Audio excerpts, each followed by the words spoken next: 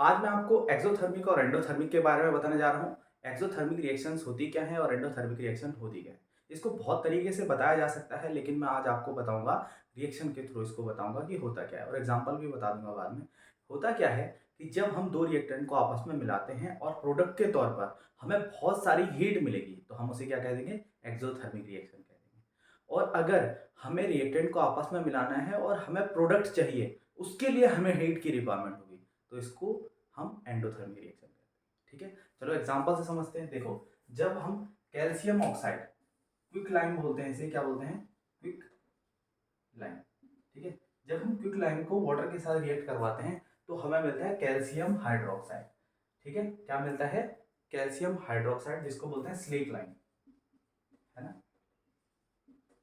ठीक है, अब हमें क्या हुआ, हमने क्विक लाइम को और वाटर को मिलाया तो हमें कैल्शियम हाइड्रोक्साइड तो मिला, उसके साथ हमें बहुत सारी हीट भी मिली।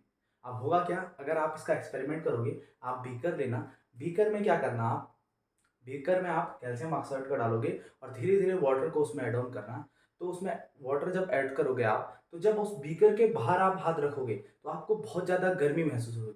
जब आपको ऐसी आपने रिएक्शन करवाई और आपको बाहर बीकर के बाहर बहुत ज़्यादा गर्मी महसूस हो रही, मतलब वो कौन सी रिएक्शन है? एक्सोथर्मिक रिएक्शन है। कौन सी रिएक्शन है? एक्सोथर्मिक रिएक्शन है। तो ये वाली रिएक्शन भी एक्सोथर्मिक होती है। रीजन क्या है इसके पीछे? रिएक्टेंट को आपस में मिला के हमें बहुत सारी क्या मिल रही है? हीट मिल रही है। तो इसको क्या कह देंगे हम? एक्सोथर्मिक रिएक्शन कह देंगे। एंडोथर्मिक रिएक्शन होता क्या है? जब हम नाइट्रोजन और ऑक्सीजन को मिलाते हैं तो डायरेक्टली मिलते नहीं है, इसके लिए बहुत ज्यादा हीट की रिक्वायरमेंट होती है। तो हीट देके हम क्या बना देते हैं? Nitrogen oxide. क्या बना देते हैं? जब हमने क्या किया, नाइट्रोजन और ऑक्सीजन को मिलाया और हमें क्या मिल गया? नाइट्रोजन। अब यहाँ पर क्या हुआ, नाइट्रोजन और ऑक्सीजन की रिएक्शन करवाने के लिए हमें किसकी रिक्वायरमेंट है? हीट की रिक्वायरमेंट है। तो हमें प्रोडक्ट के तौर पे नहीं मिल रहा है हीट, हमें एक तरीके से हम कह सकते हैं रिएक्टेंट के तौर पे हमारे पास हीट है। तो रिएक्टेंट के तौर पर हीट होना मतलब वो एंडोथर्मिक रिएक्शन होगी, और जब हमें प्रोडक्ट में हीट मिलेगा तो उसे हम क्या कह देंगे? Exothermic reaction. ठीक है, बीकर से हम भी पता कर सकते हैं, रिएक्शन जब हो रही हो हम बीकर के बाहर हाथ लगाएंगे, अगर हमें बहुत ज्यादा गर्म महसूस हो रहा तो हम कह देंगे ये क्या है हमारे पास? कौन सी रिएक्शन है? एक्सोथर्मिक रिएक्शन है। और हमें रिएक्टेंट हमारा मिल नहीं रहा है, हमने उसके लिए उसको बर्नर का यूज किया, तो वो कौन सी रिएक्शन हो जाएगी? एंडोथर्मिक रिएक्शन हो जाएगी। जब हमें बीकर के बाहर हाथ लगाने पर हमें गर्मी महसूस हो रही तो उसको एक्सोथर्मिक रिएक्शन बोलेंगे। इतनी बात समझ में आई आपको?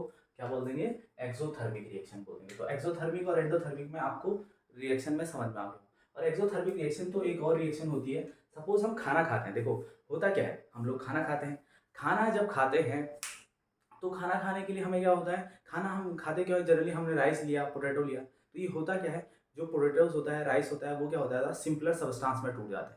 जब सिंपलर सबस्टांस में टूटता है तो उस सिंपलर सबस्टांस से हमें क्या क्या मिलता है? ग्लूकोज। क्या मिलता है हमें? ग्लूकोज मिलता है। क्या मिलता है? ग्लूकोज मिलता है। अब ग्लूकोज जो हमने क्या किया, ग्लूकोज जो हमने क्या किया, जब हमने ऑक्सीजन को इनहेल किया, क्या इनहेल किया हमने? ऑक्सीजन को इनहेल किया, तो हमें ग्लूकोज के साथ हम ऑक्सीजन जब इनहेल करते हैं तो इन दोनों का रिएक्शन होता है आपस में, और ये बनाते हैं कार्बन डाइऑक्साइड, वाटर, और प्लस बहुत सारी हीट या एनर्जी बोल देंगे। क्या बोल देंगे? एनर्जी। ठीक है, तो क्या होता है? एनर्जी। आपने देखा भी होगा, कई चीजें हम खाते हैं उसके साथ हमें क्या हो जाता है, कम भी लेंगे उसे लेकिन हमें ऐसा लगता है हमें ज्यादा एनर्जी मिल गया। ठीक है, बहुत गर्मी महसूस होती है, तो उसमें क्या हो रहा है, वो कौन सी रिएक्शन उसने अंदर, हमारे अंदर जाके कौन सी रिएक्शन की? उसने रिएक्शन की एक्सोथर्मिक रिएक्शन।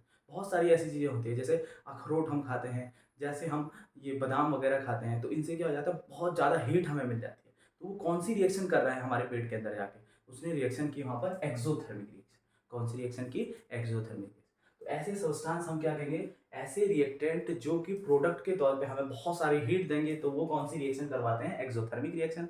और जिन रिएक्टेंट को आपस में मिलाने के लिए हमें हीट की नीड होती है, उसको हम कह देंगे एंडोथर्मिक रिएक्शन। आई होप आपको ये समझ में आ गया होगा एक्सोथर्मिक और एंडोथर्मिक रिएक्शन में डिफरेंस। ठीक है, थैंक यू।